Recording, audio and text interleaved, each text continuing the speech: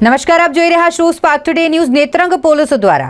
કાયદો અને વ્યવસ્થા જળવાઈ રહે, લોકોમાં સુરક્ષા અને સલામતીનો અનુભવ રહે માટે ફૂટ પેટ્રોલિંગ કરી ગુનાહિત ભૂતકાળ ધરાવતા ઇસમોને કડક સૂચના આપી। ગુજરાત રાજ્યમાં કાયદો અને વ્યવસ્થા જળવાઈ રહે તે માટે સ્થાનિક પોલીસ વહીવટીતંત્રના માધ્યમથી અસામાજિક ગુંડા તત્વો વિરુદ્ધ કડક શિક્ષાત્મક કાર્યવાહી થાય તે ખૂબ જ જરૂરી છે અને તે જ અંતર્ગત ભરૂચ જિલ્લા પોલીસ વડા મયુર ચાવડાના માર્ગદર્શન હેઠળ નેત્રંગ પોલીસ સ્ટેશન વિસ્તારમાં પોલીસ ઇન્સ્પેક્ટર આરસી વસાવા દ્વારા પણ અસામાજિક તત્વોની યાદી તૈયાર કરવામાં આવી છે। નેત્રંગ ટાઉન વિસ્તારમાં ફૂટ પેટ્રોલિંગ, વાહન ચેકિંગ સાથે નેત્રંગ તાલુકામાં કાયદો અને વ્યવસ્થાની પરિસ્થિતિ જળવાઈ રહે તે માટે